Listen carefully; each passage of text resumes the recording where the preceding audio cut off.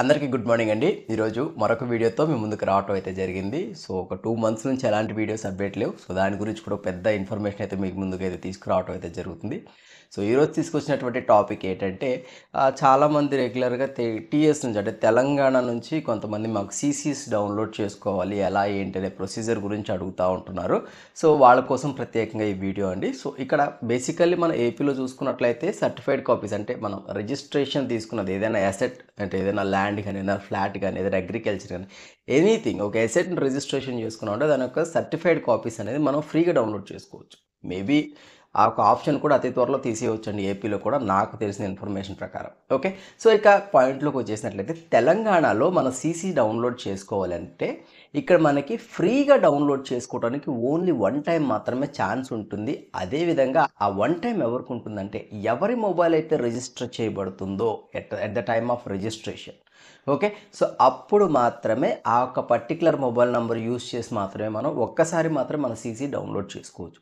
So at the time of registration మనకు registration complete అయిన తర్వాత మనకు స్కానింగ్ కాపీ ఆన్లైన్లో అవైలబుల్గా ఉండినప్పుడు అంటే అవైలబుల్గా వచ్చినప్పుడు మనకు ఒక మెసేజ్ రావటం అయితే జరుగుతుందండి. లైక్ మీ రిజిస్ట్రేషన్కి సంబంధించినటువంటి ఇన్ఫర్మేషన్, దానికి సంబంధించిన అప్లికేషన్ నెంబర్, అదేవిధంగా ఒక టోకెన్ నెంబర్ రావటం జరుగుతుంది. ఓకే, సో ఆ టోకెన్ నెంబర్తో కలిగినటువంటి మెసేజ్ని మీరు కానీ భద్రపరుచుకున్నట్లయితే okay at the time of register అంటే మనకి సీసీస్ డౌన్లోడ్ చేసుకున్నప్పుడు దానికి కూడా ఒక స్పెషల్ సిటిజన్ యాక్సెస్ వెబ్సైట్ అయితే ఉంది. ఓకే, ఈ యొక్క వెబ్సైట్లో మనము మన యొక్క వాట్ ఎవర్ ఇట్ మన యొక్క డాక్యుమెంట్ నెంబర్ ఏదైతే ఉంటుందో, డాక్యుమెంట్ నెంబర్ అంటే మీరు ఫస్ట్ స్టాంప్ పేపర్ని తిప్పి చూసినట్లయితే బ్యాక్ సైడ్ మార్కర్తో వేసి ఉంటుంది. ఓకే, మార్కర్ కానీ పార్కర్ కానీ మ్యాక్సిమం పార్కర్ యూజ్ చేయరు, మార్కరే యూజ్ చేస్తారు.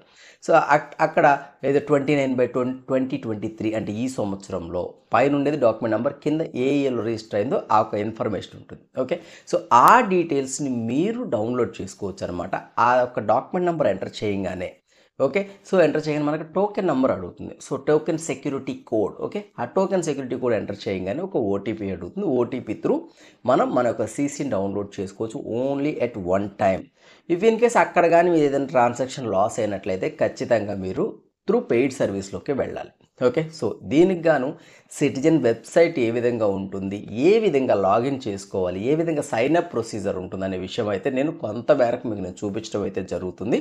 సో ఎక్కడ కూడా స్కిప్ చేయకుండా చూడండి. ఓకే, మీరు ఇప్పుడు లైవ్ అయితే చూస్తున్నారు. ఇది టీఎస్కి సంబంధించినటువంటి అఫీషియల్ సిటిజన్ యాక్సెస్కి సంబంధించినటువంటి ఐజీఆర్ఎస్ వెబ్సైట్ అండి. సో దీంట్లో మనం ఆన్లైన్ సర్వీసెస్లో చూసుకున్నట్లయితే సర్టిఫైడ్ కాపీ అనే ఒక ఆప్షన్ ఉంది చూడండి. సో థర్డ్ వన్ ఫస్ట్ లైన్లో, సో దాన్ని మనం చూస్ చేసుకున్నట్లయితే ఈ విధంగా పేజ్ మనకు ఓపెన్ అవుతుంది. సో దీంట్లో certified copy, so new registration only. Okay, so ఆ ఆప్షన్ మనం ఎంచుకోవాలి. ఎంచుకున్న తర్వాత ఇక్కడ మనకి ఏమడుగుతుందంటే మన యొక్క సిటిజన్ యాక్సెస్ యూజర్ ఇంటర్ఫేస్ అడుగుతుంది, అంటే మనకు లాగిన్ క్రెడెన్షియల్స్. సో ఈ విధంగా నాకు ఎగ్జిస్టింగ్గా ఉంది కాబట్టి నేను ఇట్లా డైరెక్ట్గా లాగిన్ అయిపోయాను అనమాట.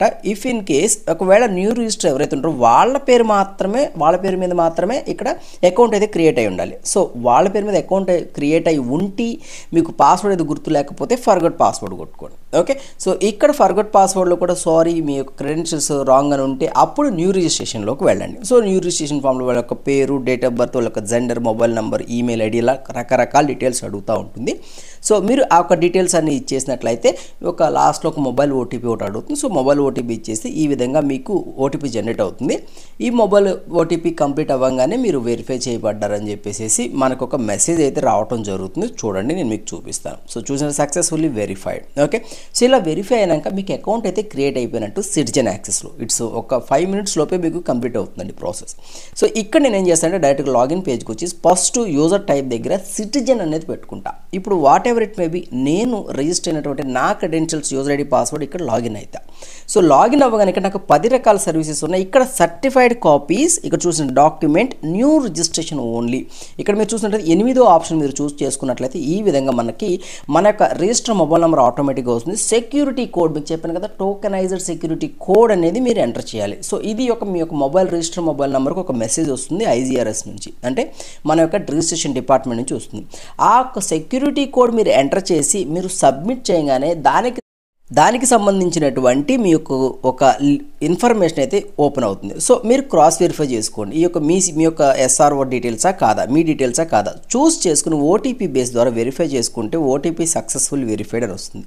సో వెరిఫై అని రాగానే మనకి పేజ్ మళ్ళీ రీడైరెక్ట్ అయ్యి డౌన్లోడ్ బటన్ మీద పడుతుంది అనమాట. ఓకే, సో డౌన్లోడ్ ఆప్షన్ రాగానే మనం క్లిక్ చేసినట్టయితే కింద చూసినట్లయితే డౌన్లోడ్ ఆప్షన్ ఉంది. సో డౌన్లోడ్ మనం మీద క్లిక్ చేసినట్లయితే మనకి మన యొక్క డాక్యుమెంట్ అయితే డౌన్లోడ్ అవుతుంది అనమాట. సో ఇదే అండి ప్రొసీజర్. సో అందరికీ కూడా అర్థమైందా?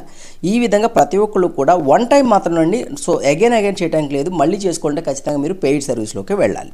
జస్ట్ చూశారు కదా వీడియో, అర్థమైంది కదా live demo. If in case అర్థం కాకపోతే మాత్రం కింద కామెంట్ సెక్షన్లో మీ యొక్క క్వారీని రైజ్ చేయండి.